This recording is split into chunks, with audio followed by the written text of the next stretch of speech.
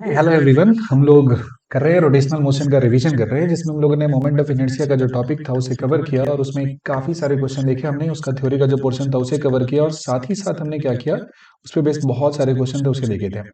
आज का जो टॉपिक है टॉर्क, जानते हैं कि रोटेशनल मोशन में टॉर्क एक बहुत इंपॉर्टेंट रोल प्ले करता है और टॉर्क का क्लियर अंडरस्टैंडिंग होगा तो आगे जितने भी जो टॉपिक है पूरे के पूरे जो रोलिंग का वो अच्छे से क्लियर होगा।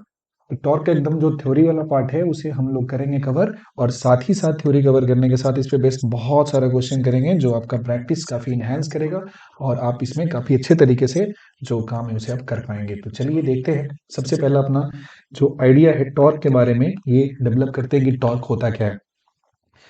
टॉर्क जो होता है ना, बेसिकली टॉर्क का क्या काम होता है। किसी जगह पे टॉर्क अगर लग रहा है तो टॉर्क का काम क्या होता है, इसका काम होता है टर्न करना। टॉर्क का काम क्या होता है, टर्न करना। मतलब किसी चीज को घुमाना। जैसे आप देखते हो ना कि कहीं पे ऐसा डोर लगा हुआ है तो डोर में हैंडल लगा होता है और हैंडल पे आप जब फोर्स लगाते हो तो फोर्स लगने की वजह से जो आपका डोर होता है वो रोटेट करना शुरू करता है, यानी कि फोर्स की वजह से वो रोटेट कर रहा है। तो टॉर्क प्रोड्यूस करने के लिए फोर्स की जरूरत होती है और फोर्स का जो परपेंडिकुलर डिस्टेंस होता है लाइन ऑफ एक्शन से उस पर जरूरत होती है। जैसे कि घुमाना है इसी डोर को, अगर हम बोले कि इस जगह से रोटेट करो आप एकदम दरवाजे के पास से, तो रोटेट करने में बहुत डिफिकल्टी होगी। यहाँ से करेंगे तो थोड़ा आसान, यहाँ से आसान होगा और यहाँ से काफी आसान हो जाएगा। जितना दूर बढ़ते जाएंगे उतना ज्यादा आसानी से हम इसको रोटेट कर पाएंगे। जैसे मान लेते किसी पॉइंट के अबाउट किसी ऑब्जेक्ट को आप रोटेट करने जा रहे हो। जैसे मान लो नट होता है ना, इसको रिंच से आप खोलते हो। जैसे मान लो कि एक तुम्हारा क्या दिया है, बोल्ट दिया हुआ है, and now you are trying to open this bolt with the help of a wrench. ऐसे जाते हो, एक रिंच के मदद से आप इसको खोलने की कोशिश करते हो। तो इसमें क्या करेंगे, पकड़ के ऐसा फोर्स लगा देंगे, इसकी वजह से जो बोल्ट होगा ऐसा घूमना शुरू कर देगा ना, ऐसा रोटेट होना शुरू हो जाएगा। तो दरअसल में आप लगा तो रहे हो फोर्स, लेकिन फोर्स का यहाँ पे लग क्या रहा है, तो फोर्स का यहाँ पे लग जा रहा है टॉर्क। ओके, जो भी फोर्स आप अप्लाई कर रहे हो उस फोर्स का क्या लगता है, टॉर्क लगता है, जिसकी वजह से ये रोटेट कर रहा है। तो मान लीजिए कोई पॉइंट ओ दिया है और यहाँ से एक फोर्स लगाया आपने एफ, तो ये फोर्स क्या करेगा, फोर्स ये कोशिश करेगा, फॉर एग्जांपल ओपी ये लाइन हो तो इसको घुमाने की कोशिश करेगा ना। तो यही फोर्स का जो टर्निंग इफेक्ट होता है इसी को हम लोग टॉर्क कहते हैं। जैसे पॉइंट ओ है, इसको रेफरेंस लेते हैं और ये जो ओपी है इसको आर वेक्टर से डिनोट करते हैं, दिस इज आर, और ये फोर्स एफ हो गया। तो टॉर्क को डिफाइन किया जाता है, torque tau is equal to हो जाता है वेक्टर आर क्रॉस एफ हो जाता है। वेक्टर आर क्रॉस एफ होता है। मैग्नीट्यूड लिखेंगे तो क्रॉस प्रोडक्ट का क्या मैग्नीट्यूड होता है, ए क्रॉस बी बराबर ए बी साइन थीटा होता है। तो ये क्या हो जाएगा, आर एफ साइन थीटा हो गया। जहां पे फोर्स क्या है ये दिया होता है, अप्लाइड फोर्स होता है, F is the applied force. ठीक है, कोई बात नहीं है। और आर जो होता है, आर क्या हो जाता है, पोजीशन वेक्टर हो जाता है। R is basically the position vector, वो जगह जहां पे आप क्या कर रहे हो, फोर्स को अप्लाई कर रहे हो, जिसके अबाउट आपने टॉर्क निकालने की कोशिश कर रहे हो, उसके रेफरेंस में ये कहाँ पे फोर्स लग रहा है। ये क्या हो गया, आर को डिनोट करता है। अब देखो यहाँ पे जब आप फोर्स लगाते हो, ध्यान से देखना, ये जो फोर्स लगाते हो तो थोड़ा सा इसमें और एनालिसिस कर लेते हैं हम। ये जो डायरेक्शन है मेरा, किसका डायरेक्शन है, ये डायरेक्शन मेरा आर का है और ये डायरेक्शन एफ का है। तो ये एंगल क्या हो जाएगा, this angle will be theta.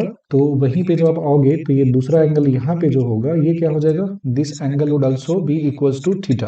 ये एंगल किसके बराबर है, थीटा के बराबर यहाँ पे दिया हुआ है। अब ये एंगल भी थीटा दिया है तो एक काम कर सकते हैं हम, यहाँ पे काम क्या कर सकते हैं कि यहाँ पे आप देखोगे कि इस जगह से ना परपेंडिकुलर प्लॉट कर दो, ये हुआ परपेंडिकुलर। तो यहाँ से जो ओपी लाइन है इसका लेंथ कितने के बराबर है, आर के बराबर है। ये मान लो एम हो जाएगा। ओ एम को क्या लिख सकते हैं, ओ एम को हम आर साइन थीटा लिख सकते हैं ना। आर जिससे थीटा बनाता है उधर की तरफ कॉस और सामने परपेंडिकुलर साइन होता है, तो साइन थीटा हो गया। और ओ एम दरअसल में क्या है कि जिस लाइन के लॉन्ग फोर्स लग रहा है ना उसका परपेंडिकुलर डिस्टेंस हो रहा है। कैसा डिस्टेंस है, परपेंडिकुलर डिस्टेंस। पॉइंट ओ के अबाउट आप मेजर कर रहे हो तो पॉइंट ओ से वो लाइन जिसपे फोर्स लग रहा है उस लाइन का परपेंडिकुलर डिस्टेंस है, यानी कि इसको आर परपेंडिकुलर कह सकते हैं। तो शॉर्ट में अगर हमें टॉर्क लिखना पड़े तो टॉर्क बराबर क्या है, टॉर्क बराबर F into R sine theta कह सकते हैं ना। और जो आर साइन थीटा है कैसा है, परपेंडिकुलर डिस्टेंस है, मतलब टॉर्क बराबर फोर्स इंटू परपेंडिकुलर डिस्टेंस हो जाता है। ठीक है, मतलब आप सीधा सीधा लिख सकते हो, टॉर्क बराबर क्या हो जाता है, टॉर्क होता है फोर्स इंटू क्या हो जाता है, परपेंडिकुलर डिस्टेंस हो जाता है। जिसके अबाउट आप निकालना चाह रहे हो वहां से क्या परपेंडिकुलर डिस्टेंस है, फोर्स के लाइन ऑफ एक्शन का, दोनों का मल्टीप्लाई कर दोगे तो क्या मिल जाएगा, आपको मिल जाएगा टॉर्क का वैल्यू। ओके, टॉर्क के बारे में कुछ पॉइंट्स और हैं जो कि बेहद इंपॉर्टेंट पॉइंट है कि टॉर्क अगर है तो वेक्टर है कि स्केलर है, अगर वेक्टर है तो डायरेक्शन क्या होता है, वेक्टर है तो किस टाइप का वेक्टर है, ये सारी चीजें यहाँ पे। तो चलिए देखते हैं, इसको थोड़ा सा और एक्सप्लोर करते हैं। टॉर्क जो होता है ऑब्वियस सी बात है, वेक्टर फॉर्म में लिखा हुआ है तो कैसा हो गया, वेक्टर ही हुआ ना, आर क्रॉस एफ हो गया। तो टॉर्क की एक खासियत है, टॉर्क का टेंडेंसी होता है किसी को रोटेट करना। जैसे मान लो ये फोर्स हुआ, इस पे हमने लगा दिया एफ, तो फोर्स की वजह से क्या करेगा, ये कोशिश करेगा ऐसा गोल गोल घूमने का। गोल गोल घूमने का हुआ मतलब टॉर्क यहाँ पे लग रहा है। लेकिन जो टॉर्क का डायरेक्शन होता है ना, वो इस डायरेक्शन में होता है। क्योंकि क्रॉस प्रोडक्ट आप बात करते हो तो क्रॉस प्रोडक्ट दोनों का परपेंडिकुलर होता है ना। जैसे मान लिया इधर में आर हो जा रहा है मेरा, और इधर में क्या हो जा रहा है, एफ हो जा रहा है। आर और एफ के बीच में थीटा हो गया। तो क्रॉस प्रोडक्ट का मतलब क्या होता है कि दोनों के परपेंडिकुलर डायरेक्शन में होता है। आर क्रॉस एफ मतलब आर पे अपने दाहिने हाथ को रखना है, एफ की तरफ मुड़ाना है, तो ये थंब का डायरेक्शन हो जाएगा, यानी कि यही डायरेक्शन आर क्रॉस एफ का हो जाएगा। यानी कि इसी डायरेक्शन में क्या लग रहा है, आपका टॉर्क लग रहा है। ठीक है, this is the direction of torque. तो डायरेक्शन कैसे निकालेंगे इसका, डायरेक्शन निकालने के लिए क्या करना है आपको, डायरेक्शन निकालने के लिए डायरेक्शन ऑफ टॉर्क अगर मुझे निकालना हो तो राइट हैंड रूल यूज करते हैं। डायरेक्शन ऑफ टाउ अगर निकालते हैं तो इसके लिए क्या यूज करना पड़ता है मुझे, हमें यूज करना पड़ता है राइट हैंड लॉ यूज करना पड़ता है, या राइट हैंड रूल बोलो। राइट हैंड रूल क्या कहता है, इसमें होता है put the fingers along R, put the fingers along R की तरफ रख देना है, एंड कर्ल करना है इसको। कर्ल करना है किसकी तरफ, तो टुवर्ड्स एफ करना है। तो क्या हो जाएगा, तो थंब जो होगा टॉर्क का डायरेक्शन देता है, will give then thumb will give the direction of tau. तो देख सकते हो ना कि फोर्स यहाँ पे लगाया, लेकिन थंब का डायरेक्शन किधर होगा, इस डायरेक्शन में होगा, इस एक्सिस के अलावा होगा। इसीलिए बोलते हैं कि टाउ जो होता है ना, is an axial vector. Torque होता है कैसा टाइप का वेक्टर होता है, एक एक्सियल वेक्टर होता है, बिकॉज ये हमेशा किधर पॉइंट करता है, एक्सिस के लॉन्ग निकाला जाता है। किधर होता है, एक्सिस के लॉन्ग होता है। अब बताओ, किसी भी ऑब्जेक्ट की अगर हम बात करते हैं, यहाँ पे कोई ऑब्जेक्ट अगर रखा है, जैसे मान लेते हैं ये ऐसा लगा हुआ है, फोर्स यहाँ पे लग रहा है, तो इसका टेंडेंसी होगा ऐसे रोटेट करने का। और एक फोर्स ऐसा लगा दो इसमें, मतलब इधर की तरफ, तो इसका टेंडेंसी होगा ऐसे रोटेट करने का। तो इस डायरेक्शन में रोटेट करता है, इस रोटेशन के सेंस को कहते हैं क्लॉकवाइज रोटेशन, और इस सेंस के रोटेशन को कहते हैं एंटी क्लॉकवाइज रोटेशन कहते हैं। एक हो गया मेरा क्लॉकवाइज रोटेशन, दूसरा हो गया एंटी क्लॉकवाइज। तो अगर क्लॉकवाइज रोटेशन दिया होता है ना, तो इसका जो टॉर्क होता है क्लॉकवाइज में हम लोग नेगेटिव कंसीडर करेंगे, वहीं पे एंटी क्लॉकवाइज जब कंसीडर करते हैं तो इसका टॉर्क क्या लेते हैं हम लोग, टॉर्क का वैल्यू पॉजिटिव कंसीडर करते हैं। टॉर्क की वैल्यू क्या लेते हैं, पॉजिटिव कंसीडर कर लेते हैं। ठीक है, टॉर्क का वैल्यू पॉजिटिव लेंगे किधर, टॉर्क का वैल्यू पॉजिटिव लेंगे जब होगा हमारा एंटी क्लॉकवाइज, और जब क्लॉकवाइज में हो जाएगा तो टॉर्क का वैल्यू कितना हो जाता है, तो क्लॉकवाइज में मेरा जो टॉर्क होता है वो नेगेटिव, और एंटी क्लॉकवाइज में पॉजिटिव। टॉर्क के बारे में अगला खास बात होता है कंडीशन ऑफ जीरो टॉर्क होता है। जैसे आप देखते हो ना कि टॉर्क का वैल्यू कितना होता है, आर एफ होता है, और ये कितना होता है, साइन थीटा होता है।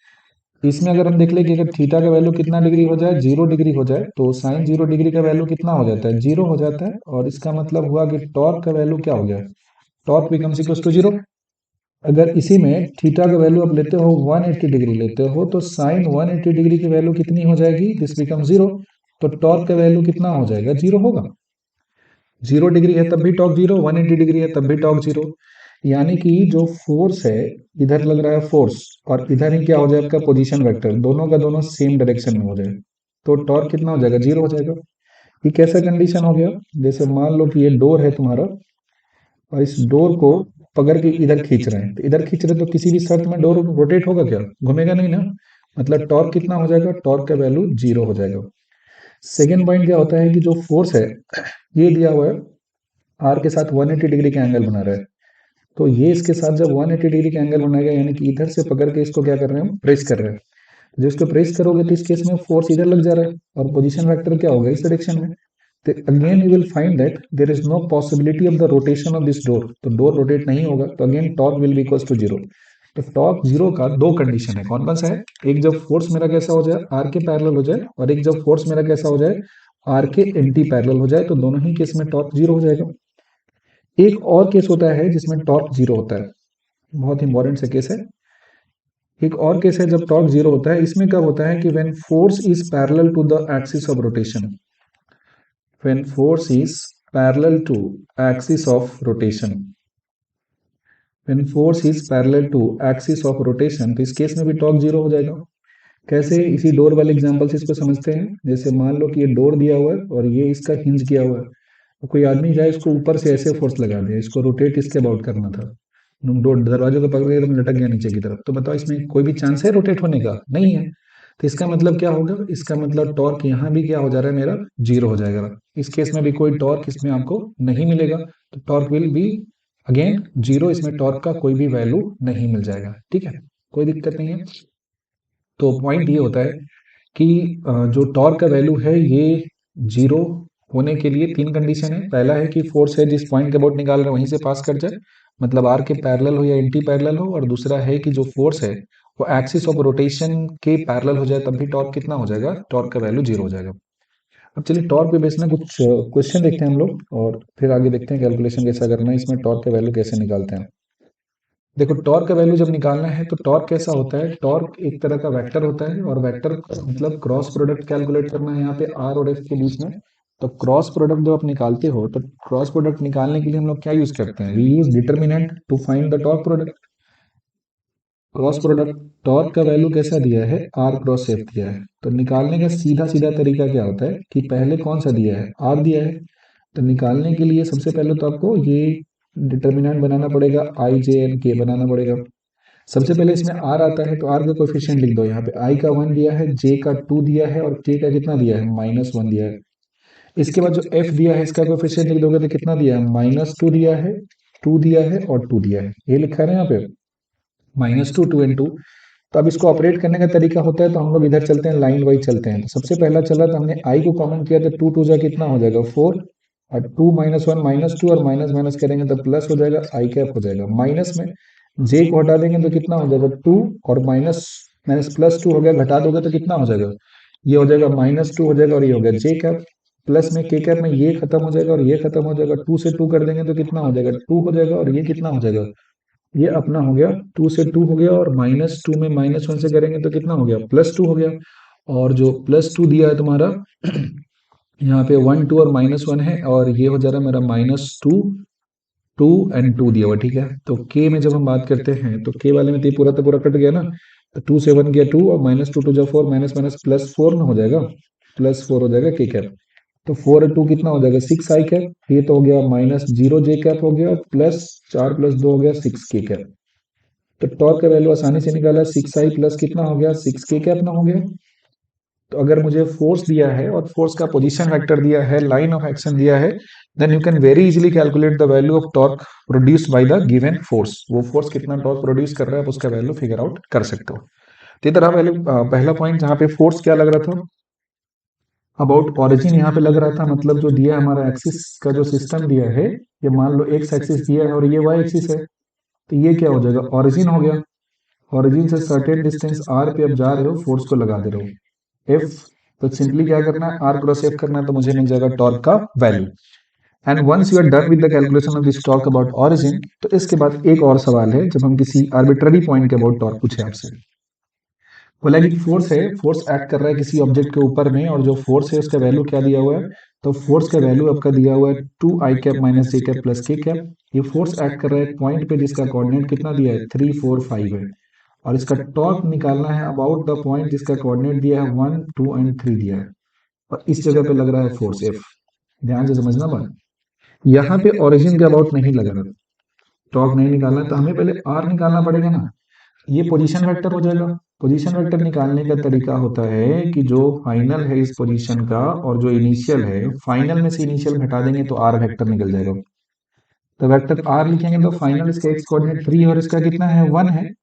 तो 3 - 1 क्या लिखेंगे? आई कैप। इसका 4 है और इसका 2 दिया है, तो प्लस में कितना हो जाएगा? 4 - 2 हो जाएगा जे कैप, प्लस कितना हो गया? 5 है और ये 3 दिया, तो 5 - 3 क्या लिखोगे? के कैप। 3 - 1 2 आई कैप, प्लस में कितना हो जाएगा? 2 जे कैप हो जाएगा, और प्लस में कितना हो जाएगा? 2 के कैप हो जाएगा। तो सारे के सारे देखेंगे 2 2 हो गया। प्लस में एफ का बात करेंगे तो ये कितना दिया है? 2 आई कैप है, माइनस में जे कैप है, और प्लस में के कैप दिया हुआ है। अगर आप चाहते हो यहाँ पे टॉर्क का वैल्यू निकालना, तो टॉर्क बराबर क्या होता है अपना, टॉर्क का वैल्यू हो जाता है आर क्रॉस एफ हो जाता है। तो निकालने का तरीका है सिंपल सा, कि यहाँ पे लगाओ आई कैप, यहाँ लगाओ जे कैप, यहाँ लगाओ के कैप। पहले हुआ आर, तो पहले लिखेंगे आर का कोफिशिएंट, और आर का कोफिशिएंट कितना दिया है, 2 दिया है यहाँ पे, ये भी 2 दिया और ये भी 2 दिया है। इसके बाद अगला कोफिशिएंट किसका लगाना है, इसके बाद एफ का लगाना है। एफ का एक्स कोफिशिएंट 2 है, वाई कोफिशिएंट -1 है, और जो जेड कोफिशिएंट ने कैसा दिया है, 1 दिया है, तो इसके वैल्यू को हमने यहाँ पे पुट कर दिया। तो वैल्यू रखेंगे तो आई वाले को हटा देंगे, तो 2 × 2 कितना हो जाएगा 2, और ये -2 हो जाएगा, माइनस माइनस +2 हो जाएगा, तो 2 + 2 कितना हो जाएगा आई कैप माइनस। जे वाले को हटा देंगे तो 2 × 2 2 हो गया, -2 2 जा 4 हो गया, और ये कितना हो जाएगा 2 - 4 जे कैप हो गया। प्लस के कैप में इसको इसको हटा देंगे तो कितना हो गया 2 - 1 हो गया, -2 हो जाएगा, -4 हो जाएगा, और ये कितना हो जाएगा के कैप हो गया, -2 -4। तो वैल्यू हो गया 2 और 2 4, आई कैप हो जाएगा, माइनस में कितना हो जाएगा, माइनस माइनस प्लस हो जाएगा, 2 जे कैप हो जाएगा, और कितना हो जाएगा -6 के कैप हो जाएगा। होगा कि नहीं होगा, 4 आई कैप प्लस 2 जे कैप -6 कैप हुआ ना, वैल्यू ऑफ टॉर्क इस केस में कैलकुलेट हो गया ना मेरा, बहुत आसान है। तो अगर ऐसा दिया है, आपका वेक्टर फॉर्म में कन्वर्ट करना है, चाहे तो कोऑर्डिनेट दिया होगा या पोजीशन वेक्टर दिया होगा, तो आपको सिंपल सा सहारा लेना है किसका, क्रॉस प्रोडक्ट का। यूज करना है क्या, यूज करना है डिटर्मिनेंट यूज करना है यहाँ पे, और आपका जो वैल्यू है क्रॉस प्रोडक्ट का आसानी से आ जाएगा बेसिक सा वेक्टर में। इसमें कुछ अलग से एडिशनल हमने टॉर्क के बारे में नहीं पढ़ा है। लेकिन चलिए कुछ और वेराइटी ऑफ क्वेश्चन इसमें देखते हैं। मेन तो हमारा है लर्निंग की क्वेश्चन बनाना सीख जाए हम। जैसे एक सवाल दिया है, इन क्वेश्चंस को अपना रोक के अपना आराम से देख देख के फिर से पहले अटेम्प्ट करना, फिर सॉल्यूशन देखना। क्वेश्चन में कह रहा है कि particle of mass capital M is released in vertical plane from point P at X equals to कितना दिया है, एक्स नॉट दिया हुआ है। जैसे एक्स एक्सिस है तो यहाँ पे ओरिजिन हो गया ना, 0 0 हो गया, and this is x axis. तो ये जो पॉइंट हो गया कैसा हो गया, एक्स बराबर एक्स नॉट हो गया। और यहाँ से एक पार्टिकल को आपने क्या किया है, पार्टिकल को आपने रिलीज कर दिया नीचे की तरफ। तो ये फॉल कर रहा है वर्टिकली अलोंग वाई एक्सिस, ऐसा नीचे की तरफ चलता हुआ आ रहा है। Force acting on the torque acting on the particle at time T about origin कितना हो जाएगा। देखो एक्स एक्सिस ये हो गया।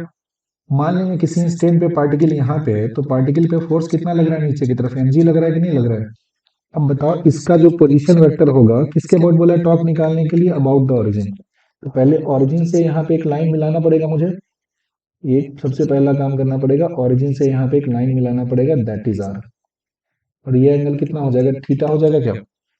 तो पहली बात बताओ कि ये इधर एक्स एक्सिस हो गया, नीचे की तरफ आ रहा है, ऑब्जेक्ट किधर आ रहा है, नीचे की तरफ आ रहा है, लॉन्ग वाई एक्सिस आ रहा है, मतलब इसका वाई एक्सिस किधर दिया हुआ है, नीचे की तरफ दिया हुआ है।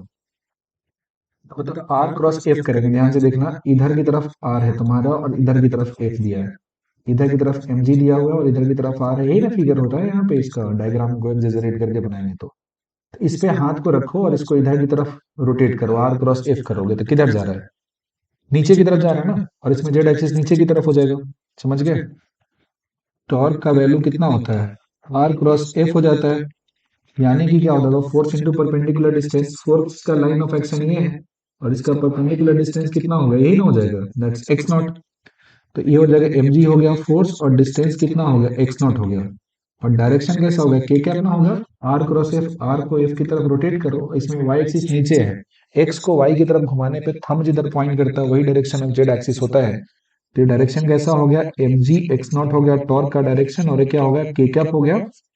या आप इसको बोल सकते हैं इनटू द पेज भी बोल सकते हो, कि पेज के अंदर की तरफ जा रहे हैं ना, हो रहा है फोर्स इधर हो रहा है, और इधर की तरफ क्या है तुम्हारा आर है, और इधर की तरफ एम जी है।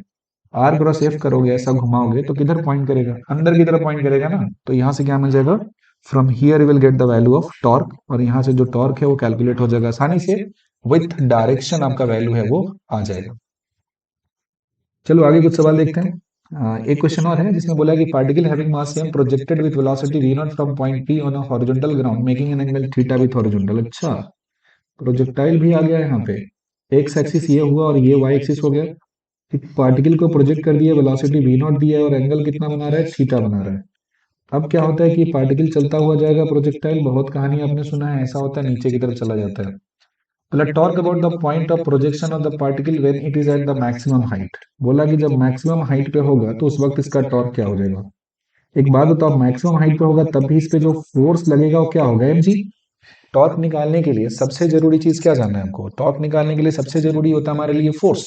फोर्स का वैल्यू अगर पता हो गया तो उसके बाद दूसरा क्या होता है, कहाँ से निकालना है, यानी कि ओरिजिन के अबाउट निकालना है। ओरिजिन के अबाउट निकालना है तो ओरिजिन से इसका डिस्टेंस चाहिए मेरे को, तो ये डिस्टेंस चाहिए यहाँ पे। और ये डिस्टेंस कितना हो जाएगा, मिड पॉइंट दिया है यहाँ पे पूरे ट्राइजेक्टरी का, मैक्सिमम हाइट दिया हुआ है, मतलब ये जो दूरी है रेंज का आधा होगा क्या, isn't it this distance is equals to the half of the range। जो भी रेंज है इस पार्टिकल के मोशन का उसका कितना हो जा रहा है, उसका ये आधा हो जा रहा है। तो टॉर्क का वैल्यू कितना हो जाएगा, तो टॉर्क का वैल्यू हो जाता है फोर्स इंटू परपेंडिकुलर डिस्टेंस हो जाता है।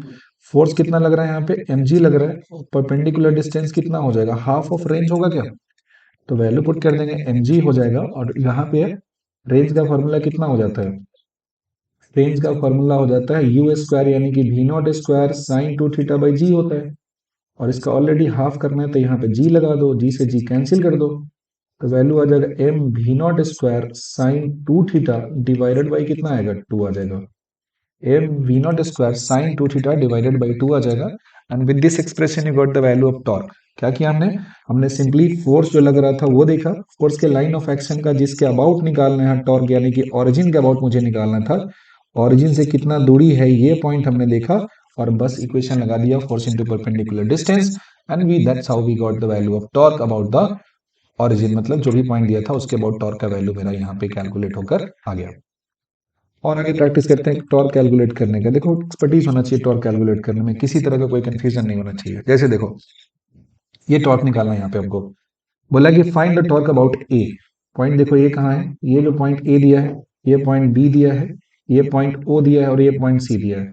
टॉर्क अबाउट ए कितना हो जाएगा, जीरो। पढ़ा था ना हमने कि जैसे ही जो फोर्स होता है वो पास कर जाता है जिसके अबाउट आप टॉर्क कैलकुलेट करने जा रहे हो, तो डिस्टेंस कितना हो जाएगा, जीरो हो जाएगा ना। अबाउट ए जब टॉर्क कैलकुलेट कर रहे हैं तो distance of this force from A is zero, so the value of torque is zero.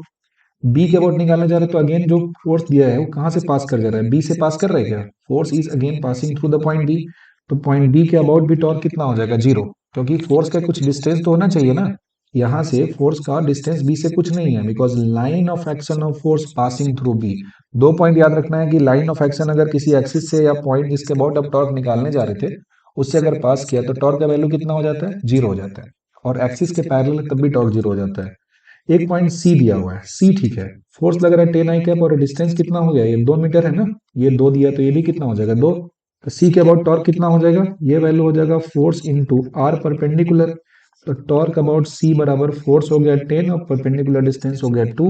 तो वैल्यू ऑफ टॉर्क कितना आ जाएगा, torque about point C is equal to what, point C के अबाउट कितना हो जाएगा टॉर्क, एक्स का value हो गया जीरो और वाई का वैल्यू हो जाएगा टू। वाई का वैल्यू कितना दिया है, टू दिया हुआ है, 10 न्यूटन का फोर्स लग रहा है। और यहाँ पे वाई का वैल्यू कितना दिया है, वाई का वैल्यू अपना टू दिया है ना, एक्स का वैल्यू थ्री दिया है और वाई का वैल्यू टू दिया है, तो इसमें क्या करना है आपको, टू से मल्टीप्लाई कर देना है। टॉर्क अबाउट ओ बराबर टॉर्क अबाउट सी दिया है और पॉइंट का कोऑर्डिनेट कितना दिया है, जीरो टू दिया है, एक्स का वैल्यू जीरो दिया है और वाई का वैल्यू टू दिया है। और वाई कोऑर्डिनेट का मतलब यही ना डिस्टेंस हो गया, this is the distance of force, इधर लग रहा है, मल्टीप्लाई करेंगे तो 20 हो जाएगा, न्यूटन मीटर हो जाएगा। अगेन टॉर्क अबाउट ओ की बात करेंगे तो ऐसा ही ना हो गया, पॉइंट ओ यहाँ पे हो गया और ये ऐसा फोर्स इस जगह पे लग जा रहा है, और ये दूरी कितना एक्स तीन है और वाई का वैल्यू कितना दिया है, टू दिया है। तो यही लिखना है हमको, फोर्स इंटू परपेंडिकुलर डिस्टेंस लिखना है। फोर्स हो गया 10 और डिस्टेंस का वैल्यू हो गया 2, तो अगेन आंसर हो गया 20 न्यूटन मीटर। तो बहुत बढ़िया सा रिवीजन हो गया कि अगर फोर्स हमारा एक्सिस से उसी से पास कर जाए तो टॉर्क का वैल्यू कितना हो जाता है, जीरो हो जाता है। और फोर्स एक्सिस से नहीं पास करे तो टॉर्क का वैल्यू जीरो नहीं होता है, टॉर्क का वैल्यू कैलकुलेट करना पड़ता है। निकालने के लिए क्या करना है, force into perpendicular distance from the axis of rotation कर देना है, जिससे हमें क्या मिल जाएगा, टॉर्क का वैल्यू है वो कैलकुलेट होकर मिल जाएगा। ओके, चलो उम्मीद करते हैं यहाँ तक सवाल आपको समझ में आया होगा। मेरा मेन मोटिव है क्वेश्चन के थ्रू प्रैक्टिस करने का, बिकॉज वही दिक्कत होता है, थ्योरी होगा साथ में बहुत सारा सवाल होगा। अगला पॉइंट है find the torque about the point O and A. Torque about point O निकालना है एंड अबाउट पॉइंट ए निकालना है। ठीक है, पॉइंट ओ के अबाउट निकालना है टॉर्क एंड पॉइंट ए के अबाउट निकालना है, दोनों के अबाउट टॉर्क निकालना है। बनाने के इसके बहुत सारे मेथड है, लेकिन सबसे इजी तरीके से हम टॉर्क का जो वैल्यू है कैलकुलेशन करेंगे। एक तो हमारा पोजीशन वेक्टर के थ्रू कर सकते हैं, और दूसरा पॉइंट क्या कर सकते हैं कि फोर्स का एक कंपोनेंट तोड़ दो। जैसे फोर्स यहाँ लग रहा है ना 5 i cap plus 5 j cap लग रहा है, यही है। ठीक है, तो इधर की तरफ फोर्स कितना लगेगा 5√3 और इधर की तरफ कितना लग जाएगा 5। ठीक है, कोई दिक्कत नहीं है। चलो यहाँ पे ये डिस्टेंस भी 1 मीटर है और ये डिस्टेंस भी कैसा है 1 मीटर है। ध्यान से देखना। तो क्लॉकवाइज और एंटी क्लॉकवाइज टॉर्क है कंसीडर करना है। तो क्लॉकवाइज और एंटी क्लॉकवाइज टॉर्क के टर्म में अगर बताएंगे, जैसे टॉर्क अबाउट पॉइंट ए लिखने चले हम, ए के अबाउट टॉर्क लिखेंगे तो इस 5 न्यूटन का तो टॉर्क जीरो हो गया, इससे पास कर गया, यहीं से खत्म हो गया, इसका तो कोई टॉर्क होगा नहीं। सिर्फ किसका लगेगा, 5√3 का लगेगा टॉर्क। अच्छा, 5√3 का टॉर्क कैसा लग रहा है, ये इसका सिचुएशन देखोगे तो 5√3 तो इसको ऐसे रोटेट करने की कोशिश कर रहा है ना, मतलब घुमाओगे तो थंब वाई से एक्स की तरफ अगर घुमा रहे हो तो थंब अंदर जा रहा है, मतलब माइनस के हो गया ना। तो क्या करना है, फोर्स इनटू परपेंडिकुलर डिस्टेंस कर देना है, और डायरेक्शन हो गया माइनस के, मतलब 5√3 हो गया, डिस्टेंस तो 1 दिया है, माइनस के कैप हो गया, तो टॉर्क अबाउट सी एकदम चुटकी में निकल गया। लेकिन यहीं पे अगर हमको निकालना है टॉर्क अबाउट ओ की बात करेंगे, तो ओ से अगर हम बात करेंगे तो ओ के अबाउट ये 5√3 इसको किधर रोटेट करने की कोशिश कर रहा है, क्लॉकवाइज, और 5 इसको किधर रोटेट करने की कोशिश कर रहा है, एंटी क्लॉकवाइज कर रहा है। 5 एंटी क्लॉकवाइज और एक क्या कर रहा है, क्लॉकवाइज, यहाँ पे इसको रोटेट कर रहा है। तो इस जगह पे हमने देखा कि टॉर्क की जब हम बात करेंगे तो ओरिजिन के अबाउट जो मेरा टॉर्क होगा वो कितना हो जाएगा, 5√3 जो टॉर्क दिया है, डायरेक्शन बात करते हैं अगर, तो 5√3 जो रोटेट कर रहा है उसके लिए वैसा रोटेट कर रहा है, मतलब जब हम बात करते हैं कि ऐसा रोटेट कर रहा है कैसा, क्लॉकवाइज, तो इसका डायरेक्शन कैसा हो गया, इनटू द पेज हो जाएगा, इनटू द पेज हो गया माइनस के कैप, और जो क्लॉकवाइज रोटेट कर रहा है वो कैसा हो जाएगा, आउट ऑफ द प्लेन हो जाएगा, आउट ऑफ द प्लेन हो जाएगा, इसका डायरेक्शन कैसा हो जाएगा, प्लस के कैप ना हो गया, जेड एक्सिस बाहर की तरफ आ रहा है और जेड एक्सिस अंदर जा रहा है। टॉर्क अबाउट ओ की बात करेंगे तो 5√3 किधर जा रहा है, अंदर की तरफ जा रहा है, डिस्टेंस का वैल्यू कितना हो गया 1, और डायरेक्शन क्या लगा देंगे, माइनस के कैप। वही 5 की बात करेंगे तो 5 हो गया, डिस्टेंस 1 हो गया, लेकिन डायरेक्शन कैसा हो गया इसका, प्लस के कैप ना होगा, आउट ऑफ द प्लेन हो जाएगा। यानी कि यहाँ से 5 का वैल्यू कॉमन करेंगे तो बचा कितना, √3 -1, और ये कितना हो गया, के कैप हो गया। ध्यान से देखना, पॉइंट ओ के अबाउट जब हमने निकाला है तो यहाँ पे गया तो दो फोर्स लग रहा है ना, इधर की तरफ क्या लग जा रहा है, 5√3 न्यूटन लग जा रहा है, और इधर की तरफ कितना लग जा रहा है, 5 न्यूटन लग जा रहा है। तो 5 न्यूटन इसको इधर नचाने की कोशिश कर रहा है, और 5√3 इधर हो गया। तो बोलो कैसे कोशिश कर रहा है, हमको नहीं समझ में आ रहा है। तो एक मान लो कि सिर्फ 5√3 लगता, 5 न्यूटन नहीं लगता, तो सिर्फ 5√3 होता तो लाइन ऐसा घूमता, और सिर्फ 5 न्यूटन होता, 5√3 नहीं होता तो लाइन इधर घूम रहा होता। तो ऐसे सेंस डिसाइड करते हैं। तो अगर ये क्लॉकवाइज रोटेशन है तो किधर हो जाएगा, टॉर्क का डायरेक्शन इनटू द प्लेन, और इनटू द प्लेन का होता है माइनस के, और एंटी क्लॉकवाइज है तो आउट ऑफ द प्लेन होगा, और इसका साइन क्या हो जाता है, ये मेरा प्लस की कैप होता है, और इससे हम जो टॉर्क है उसका जो वैल्यू है वो आसानी से कैलकुलेट कर लेते हैं विथ डायरेक्शन। तो उम्मीद करते हैं यहाँ तक बातें समझ में आई, आई या नहीं, सच बोलना झूठ नहीं बोलना, आया ना, मजा आ रहा सवाल बना के, एकदम जम के इतने सवाल बनाएंगे कि इससे बाहर कोई सवाल होगा ही नहीं तुम्हारी जिंदगी में, ठीक है। चलो अब बढ़ते हैं आगे अगले सवाल की तरफ। नेक्स्ट जो क्वेश्चन कह रहा है, बोला कि find the torque of weight about the axis passing through the point P. Point P से हो रहा है और वेट कहाँ जा रहा है, वेट ऐसा नीचे की तरफ जा रहा है, ध्यान से देखना। न्यूटन्स लॉ में मोशन में पढ़े हैं कि इस वेट का दो कंपोनेंट हो जाता है, इधर की तरफ हो जाता है उसको बोलते हैं एम जी साइन थीटा, और इधर की तरफ होता है इसका वैल्यू होता है एम जी कॉस थीटा होता है। जाहिर सी बात है कि इसमें इस फोर्स का टॉर्क तो जीरो हो जाएगा ना, तो टॉर्क सिर्फ और सिर्फ किसका हो गया, एम जी साइन थीटा का होगा। एम जी साइन थीटा हो गया फोर्स, और परपेंडिकुलर डिस्टेंस हो गया इसका रेडियस आर हो गया। तुम पूछोगे sir M G cos theta का क्यों जीरो हो गया, तो इसलिए जीरो होगा कि जिस पॉइंट के अबाउट निकालना है वहीं से फोर्स पास कर जा रहा है, और वहीं से फोर्स पास किया तो उसका टॉर्क का वैल्यू क्या हो गया, तो उसका टॉर्क का वैल्यू हो गया अपना जीरो हो गया, समझ गए, ये बेसिक सा पॉइंट था। तो यहां तक सवाल हमने किया है। इसके बाद बढ़ते हैं अगले क्वेश्चन की तरफ। नेक्स्ट क्वेश्चन बहुत इंटरेस्टिंग है और आज का आखिरी सवाल दिया हुआ है, जिसमें बहुत सारे फोर्स लग रहे हैं और सबकी वजह से नेट टॉर्क निकालना है। तो टॉर्क निकालते समय बस हमको इतना बात ख्याल रखना है, अपने दिमाग में रखना है कि जो क्लॉकवाइज टॉर्क होगा इसको क्या लेना है, नेगेटिव लेना है, और जो एंटी क्लॉकवाइज टॉर्क होगा उसको पॉजिटिव लेना है। क्लॉकवाइज एंटी क्लॉकवाइज डिसाइड करने के लिए क्या करते हैं हम लोग, फोर्स को सीधा मल्टीप्लाई करते हैं परपेंडिकुलर डिस्टेंस से, या फिर टॉर्क बराबर फोर्स इंटू परपेंडिकुलर डिस्टेंस कर दो, या फिर आर इंटू परपेंडिकुलर फोर्स कर दो। तो जैसा कि देखो यहाँ पे फोर्स एंड इसी का कंपोनेंट तोड़ देते हैं। जैसे 5f cos 37 है तो इधर की तरफ कितना हो जाएगा 5f, और cos 37 कितना हो जाता है 4/5, तो इधर की तरफ फोर्स कितना लग गया 4f, और इधर की तरफ कितना हो जाएगा 5f0 साइन 37, और साइन 37 3/5 होता है, मतलब इधर फोर्स कितना लग जाएगा 3f0 लग जाएगा। अगेन 10f0 की बात करेंगे तो ये कितना हो जाएगा 10f0 साइन 37, साइन 53 कितना हो जाता है 4/5, 5 से हो जाएगा 2, 4 टू जा 8f0 हो जाएगा, और इधर की तरफ कितना हो जाएगा कॉस में हो जाएगा 10 F0 हो गया। कॉस 53 कितना हो जाता है 4 बटा कॉस 53 दिया यहाँ पे, तो ये हो जाएगा वैल्यू 3/5 हो जाएगा। तो ये 3/5, तो 5 से 2 टाइम्स हो गया, 3×2 = 6 F0 इसका वैल्यू हो गया। सारे फोर्सेस को कंपोनेंट में हमने तोड़ दिया। अब चलो ध्यान से टॉर्क लिखना शुरू करें। शुरू करते हैं यहाँ से, पहला फोर्स पास कर जा रहा है यहीं से, तो 0 हो गया। दूसरा फोर्स सिर्फ F0 लगता तो कैसे घुमाता है इसको, एंटी क्लॉकवाइज, तो यानी कि F0 का टॉर्क पॉजिटिव हो गया, F0 इंटू आर हो गया। 4F फोर्स यहीं से पास कर जा रहा है, इसका कितना हो गया 0 हो गया। 3F0 फोर्स है, कैसा घुमाता है इसको, ये घुमाता है इसको क्लॉकवाइज, तो क्या लिखेंगे, क्लॉकवाइज है तो इसको लिखना पड़ेगा माइनस, तो -3F0 हो गया, और डिस्टेंस कितना हो गया आर हो गया। जल्दी आ जाओ इस पॉइंट पे, ये जो फोर्स लगा इसका टेंडेंसी किधर है घुमाने का, एंटी क्लॉकवाइज। कितना फोर्स है 8F0 है, तो वैल्यू कितना हो जाएगा 8F0 इंटू आर हो जाएगा। 6F0 का टॉर्क कितना हो जाएगा 0, बिकॉज ये पास कर जा रहा है यहीं से। अगेन ये जो F0 है कैसा घुमा रहा है इसको, क्लॉकवाइज घुमा रहा है, तो इसका वैल्यू कितना हो जाएगा F0 इंटू आर हो जाएगा। ठीक है, निगेटिव में हो गया, तो सबका वैल्यू जोड़ेंगे तो 8F0 और F0 आर कितना हो गया 9F0 आर हो जाएगा ना। वैल्यू हो गया 9F0 आर हो गया, -3 और 1 कितना हो गया 4F0 आर हो गया। तो 9 - 4 कितना हो जाएगा, नेट टॉर्क जो सिस्टम के ऊपर में लगा, ये वैल्यू कितना हो जाएगा, ये वैल्यू हो जाएगा 5F0 आर हो गया, और ये हो गया आपका answer.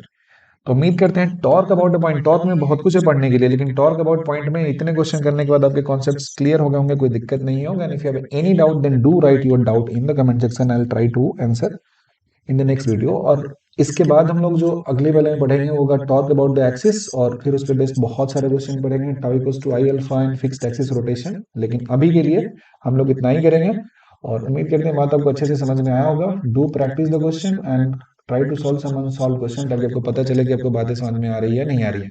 So thank you for watching till the end, bye bye.